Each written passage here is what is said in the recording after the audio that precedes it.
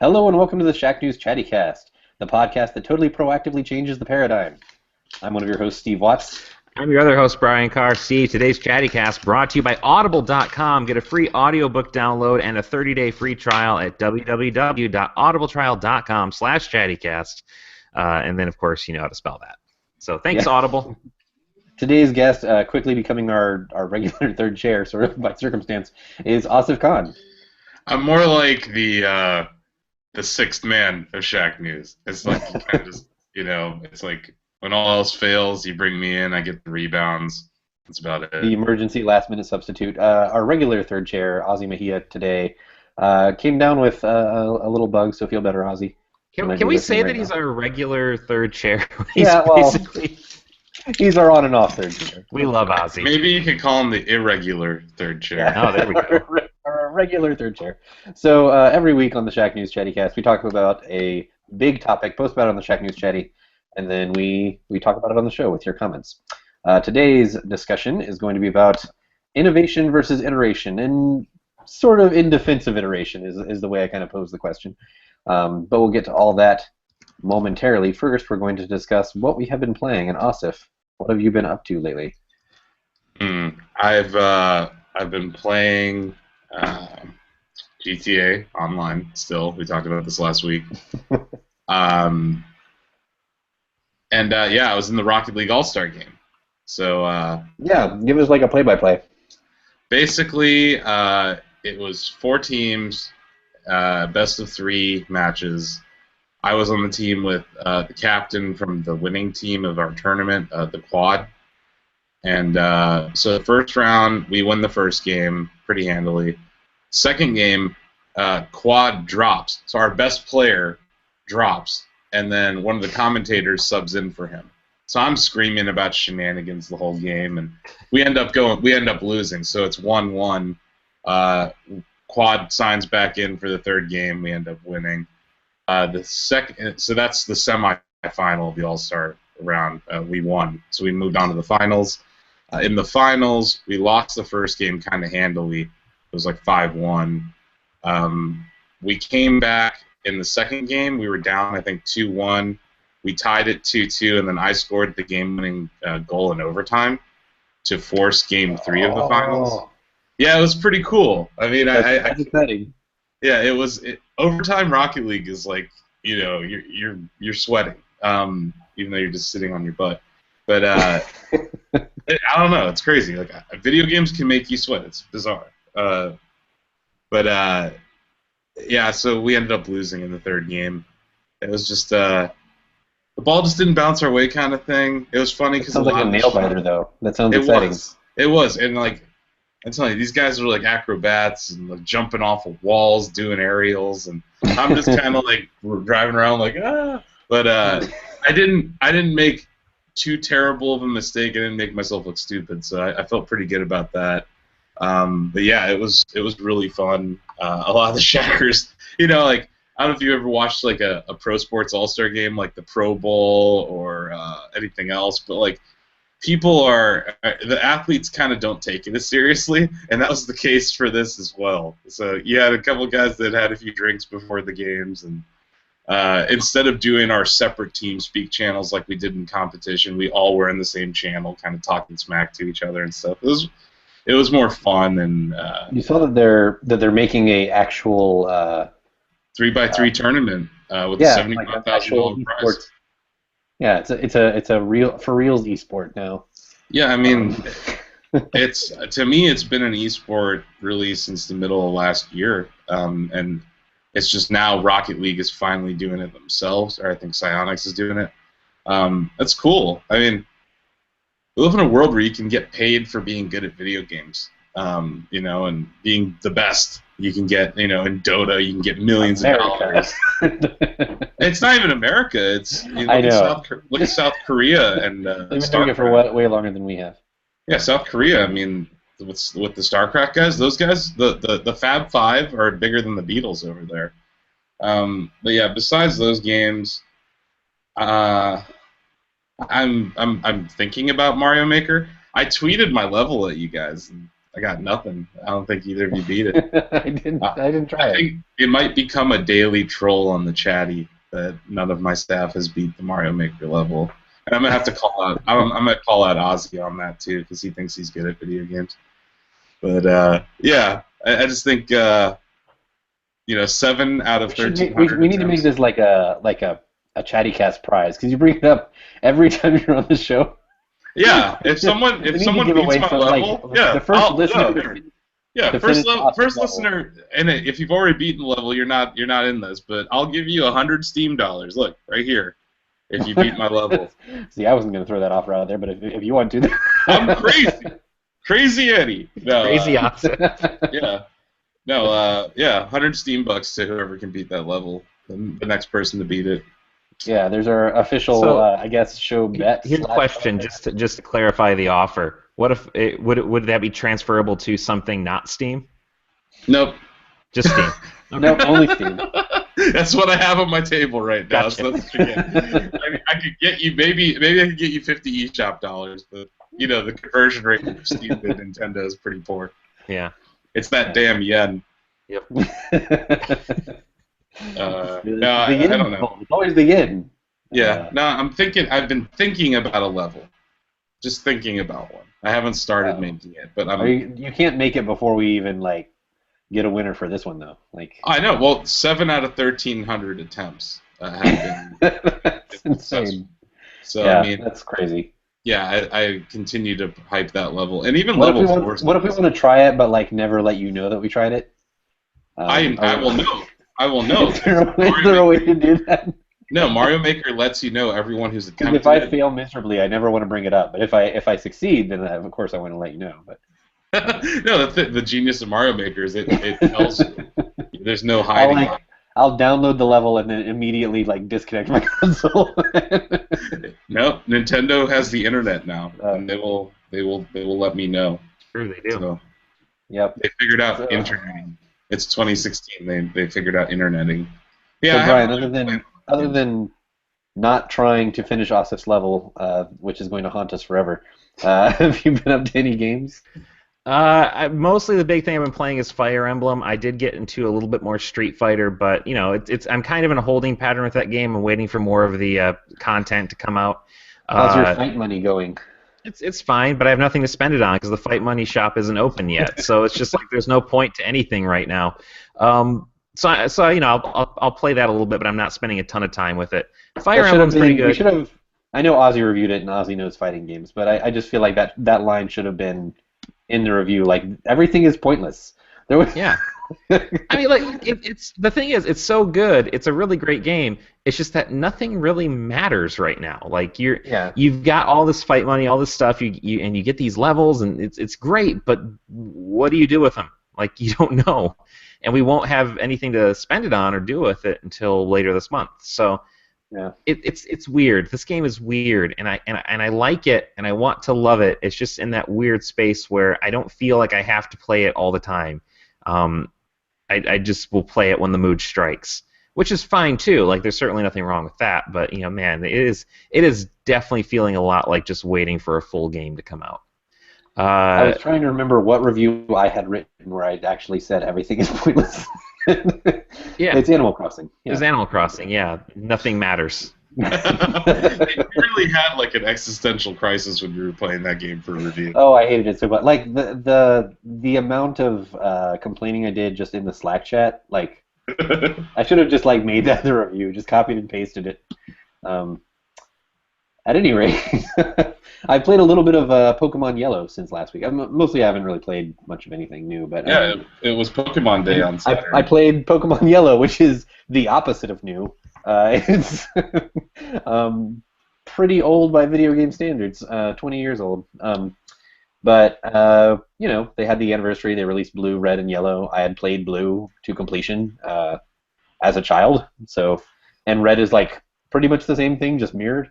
But I never really played Yellow because when Yellow came out originally, I was like, well, I kind of already played something a lot like that.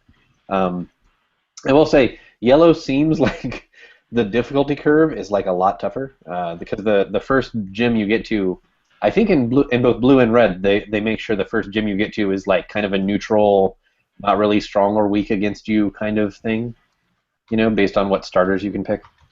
The first gym in Pokemon Yellow is like rock, and you have no choice but to get lightning. And so, no matter what, the first gym you get to, it's like, Pikachu is not prepared for this. I hope you raise some other Pokemon up. So that's about as far as I got before I was like, crap, now I need to grind. But yeah, I like how Pikachu follows you around. That's a cute touch. So here's the thing that I noticed about Pokemon. I'm kind of surprised we haven't seen, because you have to imagine there are a lot of young people discovering this game for the first time. I saw there was a Miiverse post floating around Twitter asking, when do you get the running shoes?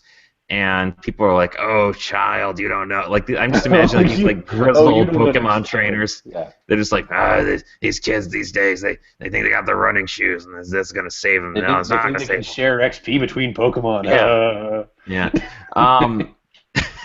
So I'm surprised we haven't seen more of that, like more of this kind of like Gen 1 superiority stuff.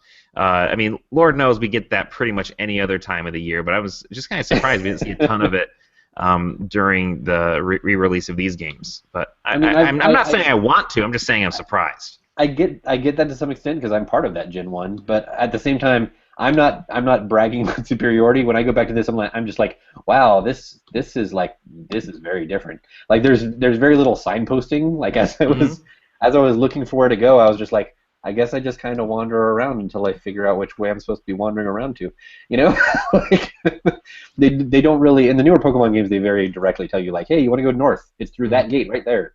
Like this kind of ties into what we'll be talking about today. But the thing with Pokemon, I feel, is that I don't think it ages terribly well, right? Like, no, and part of the problem with the series is that there are a lot of things that haven't really changed. Yeah. Well, and also, I mean, it's not like, because so there are some games, like some of the classic games, we go back and you can argue that some old games are probably better in some ways than current games, right?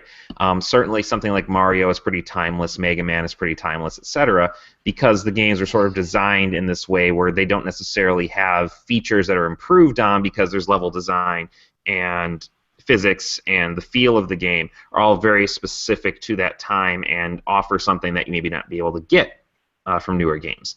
Whereas with Pokemon, it's much more of a feature-based game. It's much more of a feature-based iteration process. So when I go back and think about the idea of going back to these old games, it's just it strikes me as like, this might be fun, and then I think about it for about 20 seconds. I'm like, nope, this is terrible, because everything that they have done in that series has improved the game. Like, it is a much more playable game now than it was back then. We put up with it back then because we didn't know any better. Right, so that's the hard thing I haven't really been able to get over when it comes to these games. I'm glad people who want them have them, and I think that they're able to the ability to take the creatures you capture and put them in the Pokemon bank is awesome. It's just this is not for me. Yeah, I mean, like when I go and play newer Pokemon games like X and Y, or when they recently did the Alpha Sapphire, I think it was, and all that. And in the upcoming Sun and Moon, which I'm sure is going to continue this trend.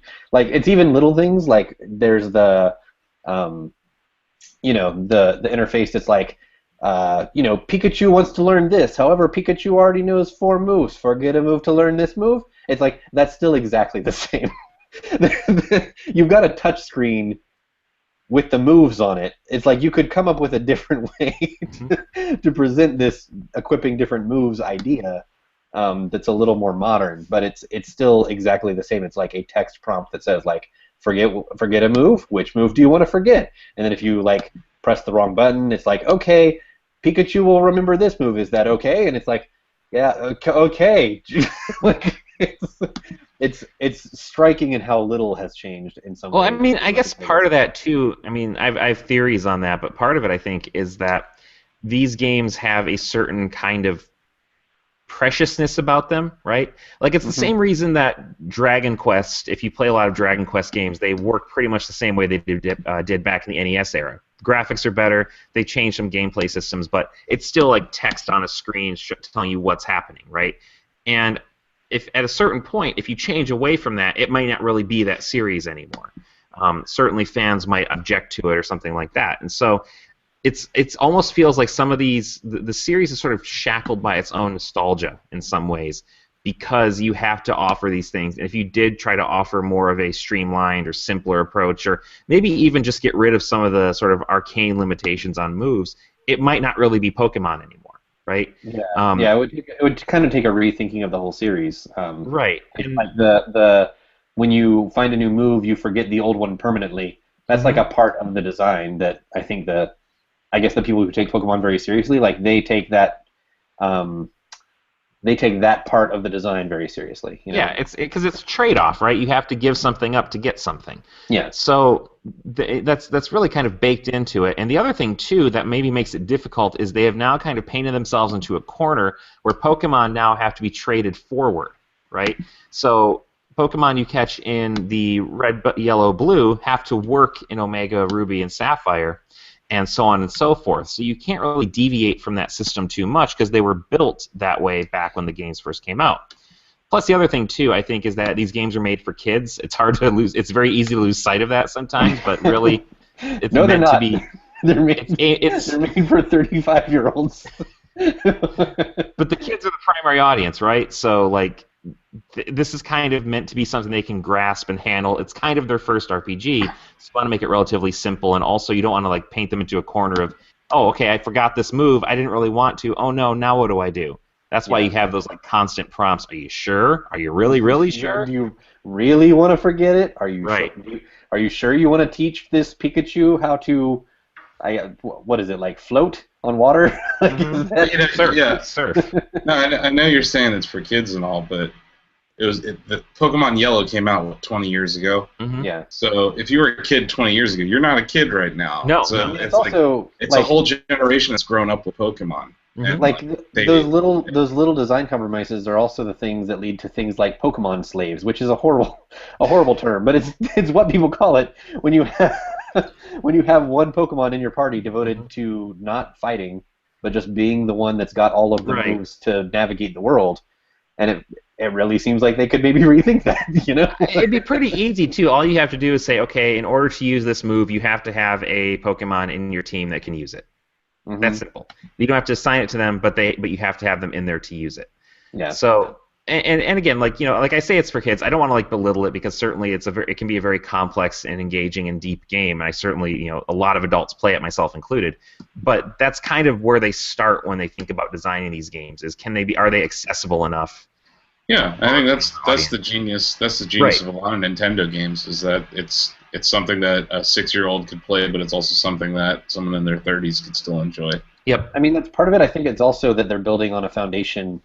They're building on the same foundation and not thinking how to rebuild the foundation. They're building on top of it. So now we've got a bunch of mini games and a new graphic style and all this stuff sort of built on top of this, 20-year-old foundation, and it shows its age in some ways. This actually segues very neatly into our big topic, which I didn't mean to do, but it works out that way. So let's just segue now. The big topic this week is innovation versus iteration. Our industry is innovation hungry. Players want to be wowed by new concepts and designs that challenge the medium, reinvent genres, and become entirely new blueprints. And in turn, video game PR touts just about every game or feature as wildly imaginative. You have no idea, if you don't work in this industry, how often we get press releases that claim that everything is innovative. That is the word. Every single email I've ever gotten from a game. So if innovation is the marketing buzzword, iteration is a curse word. Small steps are frowned upon, but why? This week we're talking about the two sides of that coin. Why are small improvements so often derided? What benefits come with game design iteration? When is it valid to criticize iteration, and when should we give it the proper credit? And how should this reflect in reviews, given that reviewers often have much more experience than the average player? The idea that if we play like every shooter because we feel like we need to know the language, we're more likely to see iterative steps as iterative steps, while a player who, grabs 1 or 2 shooters per year might be like, wow, this is such a new blah blah blah. So yeah. That is the concept. Brian, let me pick your brain about why do you think people frown upon small steps so much? Okay. So here's this is a theory I have, and not really. Maybe it's not so much that I have. I didn't necessarily develop it, but one thing that kind of comes up a lot in a lot of media studies, for example, is that we are sort of trained to kind of constantly seek out new stimulation. We are constantly trying to find something new and different. And there are certain different approaches to this fundamental concept, right? Like some people argue that it's this constant cycle, this constant churn of trying to find something new and different and original. It's our hunter-gatherer instincts. It's kind of. And some people argue that this is very similar to like how people are wired to look for pornography or any other kind of media, that they're always trying to find something different because once you've experienced, like, say, all the shooters or all the games that are in this setting or whatever, you want to find something different, something new, because those don't provide the same stimulus they did before, okay? And again, like pornography, drugs, any kind of perception or stimulus-oriented thing, the argument goes, I don't know if I fully buy it, but the argument goes that this is part of how we're wired, right? We want to constantly be having different experiences. So we're always looking for this big-time innovation because, well, I'm tired of first-person shooters set in modern military times. I want something different. I want something different. Now, here's what's interesting about that. I don't think it's actually true. I don't think people actually want that, right? Mm-hmm. Because if you look at some of the most popular games, they do fall into the same categories and patterns, right? Year after year, the top-rated games, the top-selling games are things like Call of Duty, and like Grand Theft Auto usually hangs in the top 5 for a while, the top 10 for a while. And it's recycled concepts, sequels, follow-ups, parts of franchises that we keep coming back to. And they're, by definition, because we're on an annualized basis with a lot of these games, they can't really be this ground-shaking, groundbreaking innovation, right? So what people are looking for, I argue, and this is me taking the cynical view, is not so much what's new and different, but rather what am I interested in that's going to be a good value for my money, or what do I feel like I can trust without necessarily having to go too far outside of my comfort zone, right? So we talk a big game about innovation. We want to see something different. We want to see something specifically, maybe not like the genre or the game that we particularly personally don't like, right? Like, I don't like Call of Duty, so I want to see something innovative and different. But let's say you really like the Dark Souls games, and every Souls game that comes out is basically the same thing. Okay, it's the same concept. I know I'm going to get hate for this, but they're not fundamentally different, right? Yeah. But they're not fundamentally different. They're the same basic design, the same basic principles. The gameplay works pretty much the same way, because if you changed it too much, it wouldn't be a Souls game anymore, and you wouldn't like it, right? And when you do change it too much, there have been what I would consider, as not a huge Souls fan, there have been small changes that people have been like, oh, that ruins the whole thing. Exactly, right? So we talk a big game about innovation, but I submit that we only want innovation for things that we aren't already fans of, right? That makes sense, yeah. So that's just my take on it. It's very cynical. I think that's not necessarily cynical, but I think that there's tolerance for iteration up to a point. Like, to use Pokemon as the example, nobody complained about Pokemon being the same when they released like Ruby and Sapphire back in the day. Like the original Ruby and Sapphire. It was just like, oh, they took this thing that I like and they like made it a little better, and that's awesome. And people tend to have a lot of patience for that in just about every series and every genre. It's only after it becomes a repeated pattern over the course of many years that people are like, okay, yeah, especially when there's more modern design concepts that it feels like aren't being implemented in one way or another, which I think is sort of especially apt for Pokemon. One thing that happened this year, I guess last year, but I played it this year, Assassin's Creed Syndicate came out, and I was like, oh, this is like a cool iterative step in the Assassin's Creed franchise, and that's kind of what Assassin's Creed has been for years. But at the same time, the entire plot was focused on taking down gangs and disrupting this hierarchy of this gang structure in London. And as I was playing, I was just like, this is like a plot that perfectly supports the actual innovative feature that they put into Shadows of Mordor, but it's not in this game. It's like they meant it to have something like that, but it didn't actually follow through with it. Asif, let me pick your brain. Innovation versus iteration. We're very harsh on iteration. Do you think that's fair? Yeah, I do. It's I always look at things from a product or consumer perspective, and when you look at iteration, when it bothers me the most is when it's in the name of planned obsolescence. So if it's obvious that they left something out and they could have done it, I love to bring up Nintendo and the internet. The Wii. At a time where you had Xbox 360 and PS3 that were very vibrant online communities, except for PSN getting hacked every other day. Nintendo didn't do it, and when they did, it was real bad. It took them till the Wii U to even get internet slightly better. That's an example where I think iteration, when you're already behind the 8 ball, is terrible. Yeah, and it's still not really up to snuff. I mean, their Miiverse stuff is like kind of a fun Nintendo approach, but it's not like Xbox One where it's just like, oh, I can pick any game and just see clips of people playing it, No, they've gotten better at it. There's communities for each game now, and there's screenshot galleries. They've iterated on it even since they launched it. And actually, I think Miiverse is kind of cool because there's a website for it, and it's almost like Twitter. You can go there, and whoever you're following, you can see. It's like I think Nintendo's a great example is because when they enter something, they just tiptoe into it. But at the same time, they have revolutionary products that they release. So it's like they have this weird way to gauge their bet. It's like, okay, we're going to be cautious here on the software side, but here's a Wii remote. No one knew what the heck to think of it when they showed it. But that's that dichotomy of a company to balance innovation versus iteration.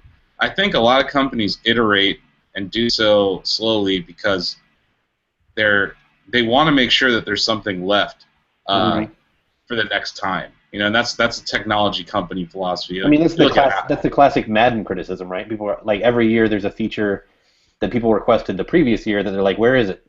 Madden. Well, it might come next year. Madden 16 is a fantastic example of this. They changed so much from 15 to 16 about how that game plays. The catching mechanic. There's now 3 buttons to catch the ball. There's 3 buttons to swat the ball. So, cool idea, right? You can do a possession catch. You can do a run after a catch. You can do a spectacular catch. What ends up happening is that the game has become less realistic. So they iterated upon the game, but now it's like stupid. Everyone swats the ball. You have stupid interceptions happening all the time. That's why I gave it a pretty poor review on Shaq.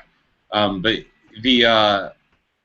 that's an example of where when you solve a problem that doesn't really exist, or you try to solve something in games that makes it less fun. I think you mentioned Souls too. Like if you change a game that people already love, and I loved Madden 15, that's the problem. Is that iteration for iteration's sake is worse than at least iterating upon a planned obsolete path. At least in the case of planned obsolescence, people want that feature. In the case of something like, I'm gonna talk about Tesla for a second. They created this Model X vehicle. It has doors that open up, and it has the best air filter ever put in a car. When you walk up to the car, the door opens itself. It's like engineers solving problems that don't exist is iteration that I don't like. Innovation, though, having an electric vehicle that can go 300 miles, that's cool. It's just that when you iterate for the sake of iteration, that's where I have a problem with it. And I get frustrated by planned obsolescence, but I get more frustrated by over-engineering just for the sake of it. It's like there's a bunch of engineers that have to prove their value, so they do these things. I think that's iteration is also part of the studio structure in some cases. Like I mentioned Assassin's Creed, I think you could also say this for Call of Duty or, lots of different series. Skylanders. Let's pick on EA some more. FIFA every year.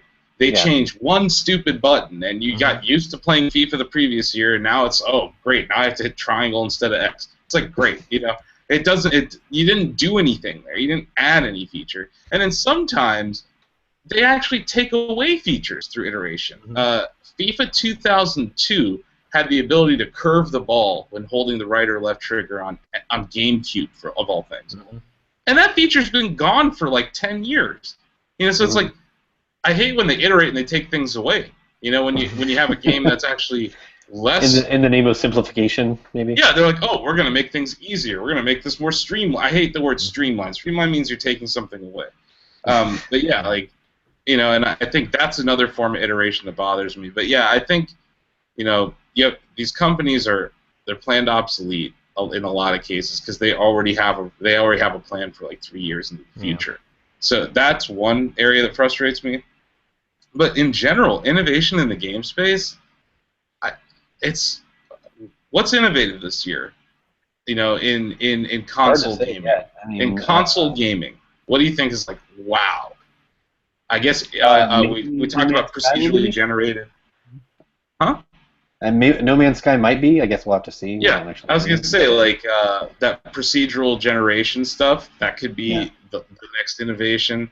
But yeah, like when you look at the traditional console, and you know, leaving out my favorite emerging technology that's a head-mounted display, I don't see a whole lot of innovation going on. I see more iteration. I see a very cautious industry that's just kind of taking steps and steps and steps. You get these big moves every time there's a new console, and then it's just like, okay, let's just try to one-up each other. So you have Titanfall, you have Call even of the Duty, big moves of the new console were smaller than usual this year because it was, or this generation rather.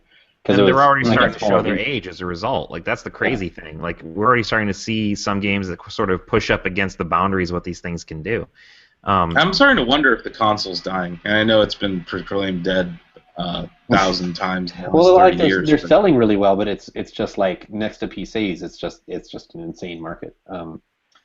And that's not to say that, like, I don't want to start like a PC versus console war or something, but like they're not. There used to be a very, like, they would lap each other. You know, like consoles would get a little bit ahead, and then PCs. You know, it'd be very expensive to build a PC that could do the same thing, and then PCs would kind of catch up and surpass it, back and forth, back and forth. That's not really happening as much this generation. So GPU prices have come down to the point where PCs, even lower end PCs, are more powerful than the Xbox One. And I don't remember how much that thing cost at launch, but it was the price. 400, I think. Yeah, 400, 500. Something like that. It was the price of a nice GPU though. So it's like you can either have a PC with GPU, and then the other problem is that the exclusives on these devices are just not as compelling as they used to be outside of Nintendo. And talk about Nintendo, that's the least innovative, most planned obsolete console of them all is the one that I probably have the highest attach rate for. You know, which I think is interesting. But see, it's interesting to me that because you brought up this question, you brought Nintendo into this conversation. So instead of maybe doing a PC versus console thing, let's do a Nintendo versus everything else thing. That should do just as well. But the thing that struck me is that Nintendo has, even though they are very cautious in a lot of ways with how they design things, and certainly we can point to any number of instances where features have been left out. For example, remember when the Game Boy Advance SP didn't have a headphone jack? Yeah. Remember or when... a backlight? Or a backlight. Yeah. Remember when the 3DS didn't have a second joystick? All that kind of stuff, right? So the thing that strikes me about how Nintendo does it is that even though they are very conservative and they do the planned obsolescence thing, as you very astutely pointed out, they still have tried to define themselves by trying to go places that other companies aren't, right? They really set themselves up with the blue ocean strategy, trying to avoid what was really a very iterative competitive space, right? And that was very much Iwata's Iwata's doing. And this is why I'm skeptical when gamers say, I want innovation, I want something new. Well, the market doesn't bear that out. You're all going crazy for the Xbox One and the PlayStation 4, which are just slightly more powerful boxes than what you already own. They're not doing anything different. They're not really doing anything in terms of changing how you play the game or anything like that until much later when they actually start patching features in. Like, they're still fundamentally just focused on getting slightly higher frame rates, slightly higher pixel counts, that sort of thing. It's iterative by definition. And so I saw people just losing their minds over that. But here comes the Wii U, which is legitimately trying to do something different, right? And with the off-screen play, and obviously they offer some off-screen play on the other side too, with remote play and streaming and all that. But here's the thing that says, out of the box, you can play this without the need for a TV. You can do all kinds of different things with these two screens. We have NFC. We have all this different stuff in there, and it's all dismissed as a gimmick. So my belief isn't that they want innovation; it's that they want iteration on the things they like, right? So that's that's what's frustrating about this whole conversation. Yeah, look how all the third-party devs ran kicking and screaming away from Nintendo. I mean, what you said, Brian, about the consoles being iterative, like by definition, it's like it's worth reiterating, like how true that is in that you're literally just talking about bigger numbers. Like, okay, instead this is now 60 frames instead of 30 frames. This is now 100. This is now 900p instead of 720. Like fundamentally, these things don't really make that big a difference. You know, and let's pick on Microsoft for a second. Sure. You know, they're not a very good hardware manufacturer. No. They've been very bad historically, and it dates back to the Zune. They've been a Me Too company for a long time. And let's look at the one time where they did innovate, Kinect.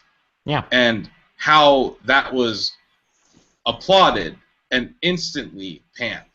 You know, because it was like I still think Kinect was probably the most innovative consumer electronic device in the home we've seen in like 10 years. But because there was no support, because well made. it's the same gamepad thing. It's a very cool idea, and look at how third parties supported it. Right. Like nothing. I mean, there was a snarky joke that people told, I think, a lot back in the Wii days, that I think is actually kind of true in a way that people didn't intend it when they were using it as a snarky joke. But people would say, you know, like, oh, well, Microsoft is a software company, Sony is a hardware company, and Nintendo is a toy company. And that was like the summary of their approaches to consoles, and it's like that's actually pretty true. Like it's very true. the software on Microsoft was rock solid, the hardware on Sony was solid, and Nintendo, you might say they're a toy company as a way to deride them and sort of mock them, but like they're putting fun first. Like that's that's what they're doing as a toy company, you know. And so like this is, and it's just interesting to me. Now here's where I'm also going to come out in defense of iteration.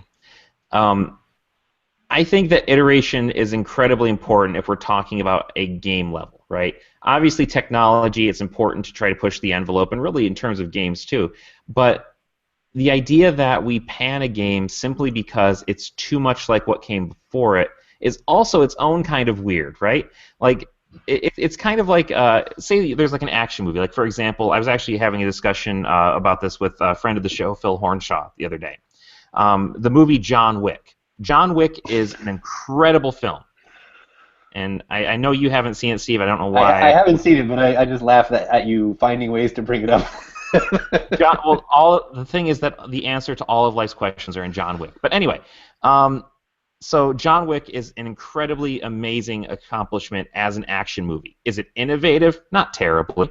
Is it anything we haven't seen before? Not really, but it's masterfully done. Like, it is executed on such a high level that it becomes a really excellent movie. I would argue that even Mad Max, even though visually and stunts-wise and all that, it pulls off stuff we haven't seen before, it's still nothing we haven't seen before. It's the fourth movie in a series, right?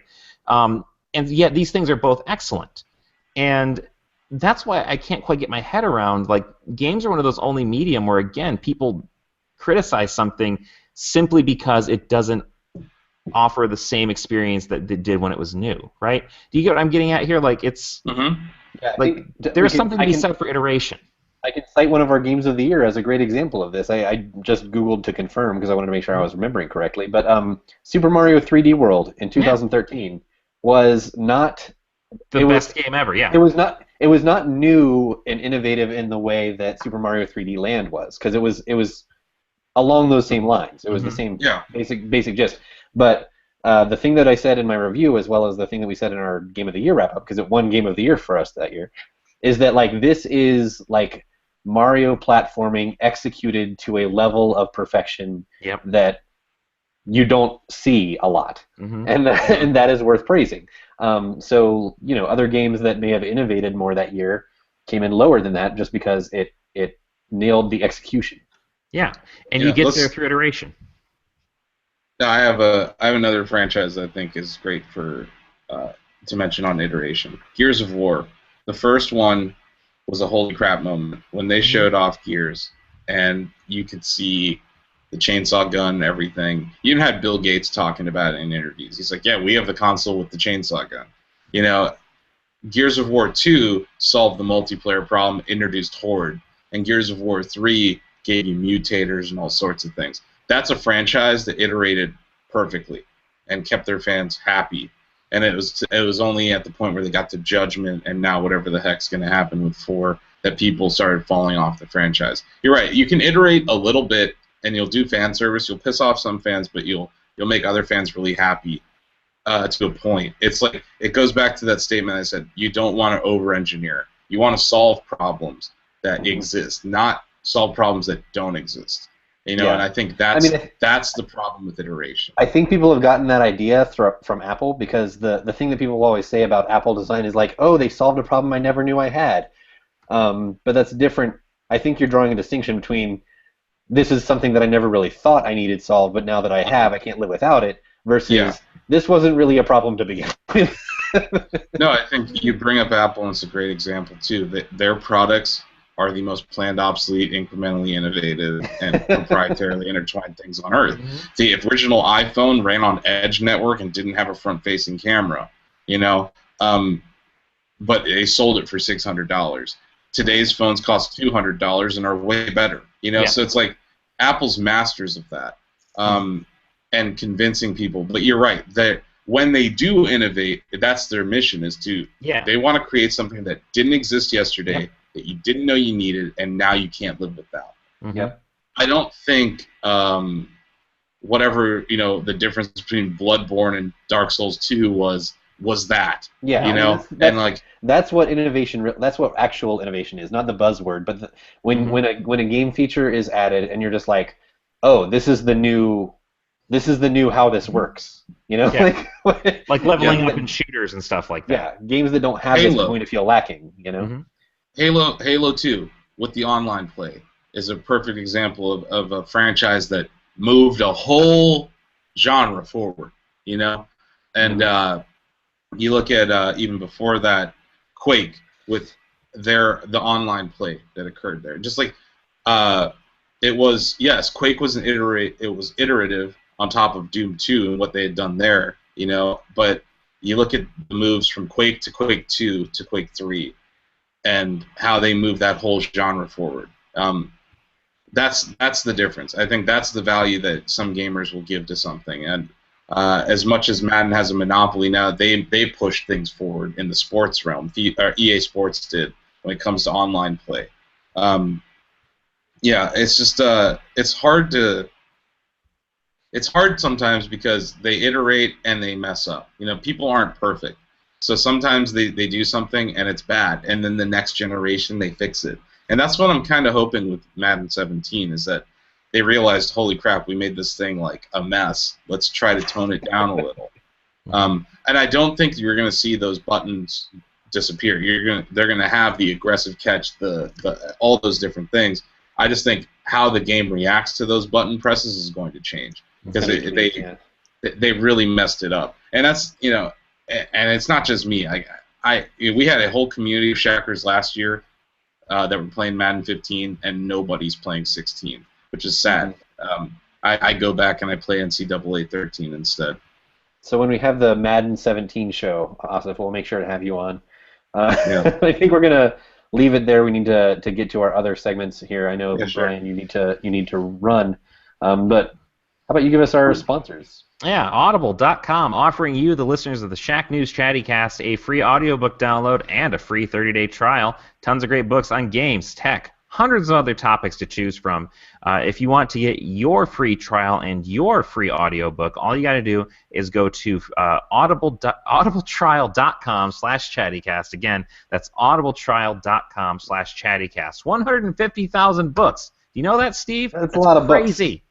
And each of them take 10 to did you guys 30 hours. Every single one great. Did you guys stop recommending books? I haven't had one I can throw in there in a while. Did you have one? No, I'm not going to recommend. Just tweet Trump it later. I'm not going to recommend any Trump books. I thought about it for a second. No, I'm good. Let's make America great. Anyway, newsy bits. I'm just gonna hit one newsy bit. There actually weren't that many that are big discussion starters or anything this week, so I'm just gonna hit on one real quick that I thought was kind of funny. That Street Fighter V Hot Ryu video was amazing, and I felt like I needed to open the door for Brian to comment on that because we were actually talking about that the other day. So somebody got into the files of the PC version of Street Fighter V and swapped out Ryu's model into Not just the animation. Hot Ryu. Let's Hot be clear, Ryu, the one with the beard. No shirt with the beard. And swapped him in for the animations for Armika and some of the other female characters like Laura. And the results are comedy gold. And it looks amazing and ridiculous. It's absurd, and yet at the same time, I kind of wish this was just a thing because it is just like it brings. I mean, it does two things. One, it kind of demonstrates that a lot of these animations are pretty inherently ridiculous, and two, it also makes Ryu have a personality, and that is something Which he he has doesn't sorely really. needed. He's so since very day stoic. one. Like just Ryu running around slapping his behind. That's a fighting game hero I can get behind. Yeah, I want like all of the, I know there's no way to implement this, but all of the people that are like the animations aren't gender biased or whatever. Like this isn't a gender problem. It's representing women in this way. Like one every like 10 times, just randomly. It should just switch it for like Ryu. Yeah. No, even better, Birdie. Let's see Birdie do it. Yeah. Swap it. Let them witness that and be like, oh wait, when it's a guy, it looks really weird. Just one of the male characters. Silly. It'd be funny. Maybe reflect on that. So let's move on to Beat the Doc. Last week, our game Anagrams was actually a hit. You guys seem to like it was actually well designed instead of the garbage it usually. So guess what? We're doing it again. Oh my god! I'm not themed because it'd be hard to theme something after iteration and innovation. These are just kind of top 10 rated games over the last several years, basically. I tried to pick games that Buzz, Detective Pikachu. People would. No, Detective Pikachu is not in here. Detective Pikachu. Okay, can we talk real quickly about how that Pokemon Direct did not have an English release date for Pikachu? Pokemon? Yeah, it was very short. It just basically announced Sun and Moon, and that was it. Yeah, I don't care about those. I want Detective Pikachu. What the heck was that, Steve? 6 minutes? I don't know. That was. All that I didn't actually personally see it because I was out on an event that day. You didn't miss anything. I came back and watched the trailer for Sun and Moon. I will say that trailer for Sun and Moon hit me harder than the Super Bowl commercial did. Because it was like it was very sweet, showing like people playing Pokemon, not like I kind of feel like they should have done that instead. About Pokemon, it was people playing Pokemon. I have a batshit crazy prediction about their mobile app. The whole Pokemon thing was all about trainers. The commercial for the Super Bowl is I can do that, right? Yeah. Right. What if the health platform that Iwata was talking about is real? And it's just a Pokemon app. Pokemon? Love it. It's a Pokemon app for kids that encourages them to exercise and track their steps. It'll be the new what was that game from Kojima that encouraged you to go outside? Yeah. The vampire one. Boktai. Yeah, it'll be the new Boktai for the new generation. I think because my nephews were flipping out over Fitbit. They wanted Fitbit. They got Fitbits. I'm like, why do you guys want Fitbits? They're like, oh, it tracks our steps. I'm like, Pokemon. With everything tracks your steps. Well, they even did that with Heart Gold and Soul Silver. Hard. They had the little Pokemon Walker dealie. I had one. Oh yeah, I remember that. Yeah. It was useless really in the game, but it looked like a little Pokeball. I think it was that cool. if you don't have to make a stupid little plastic thing, you can just put it on here and monitor everyone's steps, or you give it to their. I mean, you're already on their monitoring wrist, it for coins and such. So Pokemon Go is honestly one of the things I'm looking forward to most this year. Yeah, that's my theory. Is that there's going to be some sort of health component to the Pokemon mobile app. We're getting anyway, the game. That's my new tinfoil hat. Tinfoil hat. Sorry. But at any rate, that we did promise last week that we talk about the Nintendo Direct, and there wasn't much to talk about. There's another one tomorrow too. You know that, right? Yes, tomorrow is on. Hopefully that will be longer than 6 minutes. 3DS games for the summer. Yeah. I was sort of checking the calendar and figuring what that's probably going to be. Star Fox. Probably Star Fox. Yeah, Star Fox. I figure.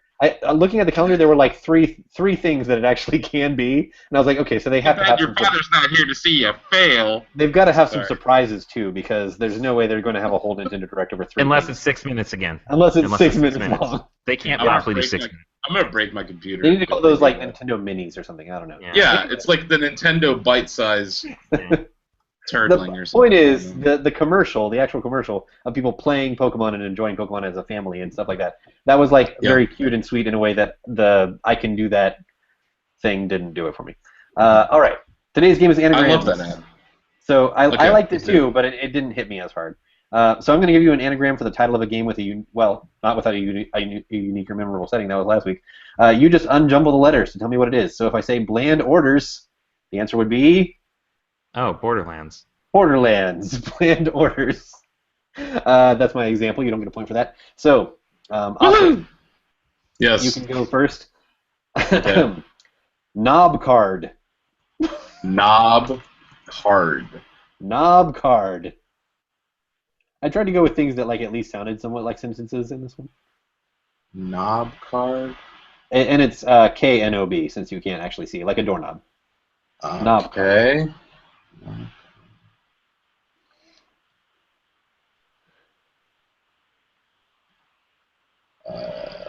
I like Bland Orders as an example. Because if you hate Borderlands, you could say it describes Borderlands. I don't hate Borderlands. I don't have it. I don't know. Knob card is Brian. Do you have a guess? It's dark something. That's as No, far as I've it's got. not. It's not dark. It might be dark something as well, but no, it's Rock Band. Oh, okay. Knob card. Okay, that's stupid. All right. All right. Game's stupid, and that was stupid. Never mind. This game's done. I don't like it anymore. Yours, Brian, is. I like this one. I would actually play a game just called this. Newt heists. Newt heists? Yeah, like I'm picturing it like a really cute game where you're a little newt. Is that N-E-T, N-E-W-T? Like the little lizard. Heist? Newt Heist. Heist? Yeah. Plural heist? Yes, plural heists. Okay. Oh, I couldn't even start. I couldn't even begin to think of this one. Sorry. Okay, it is. Austin, do you have a guess before I reveal? No. Yeah, I was going to think that was no. The Witness. That is The Witness. Oh. See, okay, I would not have gotten that. So, Asif, back to you. Bold, no robe.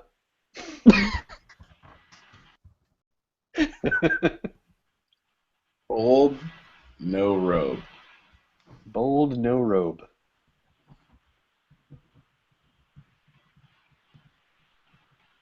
I wonder how often we have Born. Oh, I got this one. Bloodborne. Bloodborne? Bloodborne, yes. Asif's on the board with the coin. That is Bloodborne.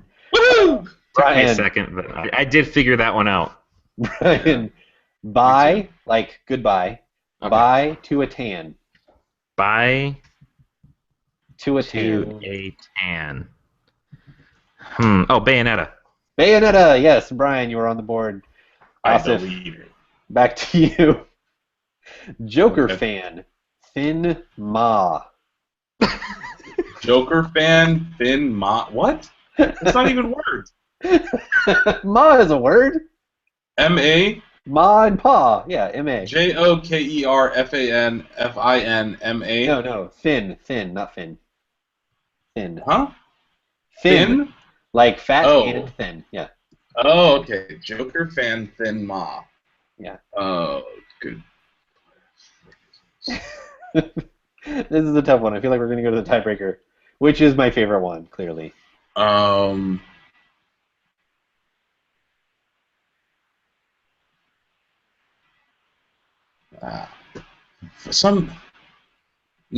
I got nothing. Some Okay, fodder Brian, or do something. you have a quick guess? I actually don't. Okay, that is Mark of the Ninja. Oh, okay, I get Mark it. of the Ninja. The J All right. was throwing me off. I am not dyslexic.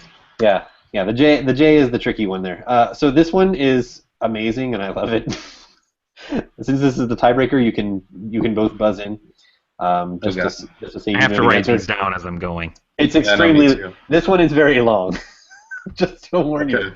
All right. Philanthropist oatmeal endgame. Wait, what? Philanthropist Oatmeal what? oatmeal endgame. Endgame? Yes. Metal Gear Solid: The Phantom Pain. Oh, Brian wins. It is. He didn't Metal buzz. Gear Solid. It was Metal Gear Solid: The Phantom Pain. I buzzed first. I feel like I have to give that to Brian. That is, you know the dorkiest part is what tipped me off to it was philanthropist, because that's a thing in Metal Gear. Well, what's funny about that is that like if you called a game Metal Gear Solid : Philanthropist Oatmeal Endgame, I'm back on board whatever Konami's doing at that. It would not be weirder than anything you've actually published. Philanthropist Oatmeal Endgame, actually, yeah, I would buy that game. Yeah, I'm here for it. Can we get that going on Greenlight or something? Yeah. I'm picturing like what an oatmeal philanthropist would even do. Just throwing oatmeal to the crowd. Everybody has oatmeal. You all have oatmeal now. I feel really strongly about oatmeal philanthropy. It's very important. So that's the show. With that ridiculous note behind us, that's the show. I know, Brian, like I said, you have to run. So quick plugs. Brian, do you have anything? Again, it's been another week, and we still don't have an announcement about Detective Pikachu coming here. It's the hunger strike getting ridiculous. It's getting ridiculous. Nintendo is ducking us. Nintendo, free Detective Pikachu. Let us Answer know the question, he's coming. Nintendo. Answer the question. Your silence only condemns you further. Asif, do you want to just join in with that? No, I have a separate plug because it's actually doing really well on Shack today. We had an interview last week at the Microsoft event with Palmer Luckey from Oculus. Oh yeah, Palmer Luckey. Are we talking about the interview itself or the quote? Yeah, the quote. I'm going to talk about the quote. He said, we asked him, here's some inside baseball. All those questions were mine. I sent them to Greg and he asked them for me. So half of the greatness of that interview is attributable to me. But the rest of it's great. Anyway, on Mac Oculus support, Palmer Luckey said, if they ever release a good computer, we'll do it. Which was a pretty nice burn on Apple's lack of good GPUs. Yeah. And it was, it's not surprising from someone sitting at a Microsoft event to pan Apple, but that interview has a lot of great stuff. He talks about the front-facing camera. He talks about the price of the Rift. He talks about Apple. He talks about his Tesla Model S. It's doing very well on YouTube. There's a lot of meat on those bones right there. It's more than the usual from anybody, much less Palmer Luckey. Yeah, we got a lot out of him. I don't think anyone else did, so it's a really nice exclusive interview. If you haven't seen it, go on shacknews.com and check it out. And also sign up for Mercury. It's $5 a month for ad-free Shack News experience. And go to shackfacts.com for all your regular pitches, Shack Facts and Mercury. I'm going to plug an article that I think it's not up yet, I don't think, but it's coming up sometime today. The trip that I went on last week and missed the Pokemon Direct for was to see Off-World Trading Company, which is a game that sort of approximates the stock market, which means that I am very bad at it. But it's interesting, and so I wrote up an impressions piece along with some insights from the studio head. I got a nice interview with him, so I think it's an interesting game to watch. Right now, it's in early access. That's cool. It's probably not for everyone, but you need to. I think Asif, you would probably rule at this game, so you should check it out. Is it out already? It's out on early access for I think $40. Okay. Yeah, maybe I'll make some virtual. Check out a video. It's basically the resource gathering from every other RTS. Only you don't use it to build combat units. You use it to buy and sell on this stock market. And as you sell off things, they become less valuable because you're flooding the market, and you can starve the market in certain ways. And basically, your goal, your goal is to make enough money that you can buy out all of your competitors and be the only person on Mars selling stuff. so it's like Goldman Sachs on Mars. Yep, pretty much. Yeah, they created a stock market, a commodities market on Mars, and so that means things like oxygen and water need to be accounted for because you need life support. But there's also that kind of reminds me of last week's. It reminds me of last week's episode with the different locations. But that's cool, man. I'm definitely gonna check it out. Yeah, it sounds neat. That's cool. Yeah, there's a dev near you. I know you don't get. I know you don't get to go locally to meet many devs. Yeah, that's cool. There's not a lot of studios in Maryland, so I had to jump at the chance for this one. But I'm glad I did. It was a cool thing to watch. So yeah, that's the show. Ozzy, who could not be here today, feel better. If you're not already feeling better, please feel better soon. We love you, Ozzy. Yeah, we love you and miss you, and eventually you'll be on the show again. So for Asif We Khan, love you too, Asif. I am Steve Watts. Shucks. I am Brian Carr. And we'll see you on Chatty.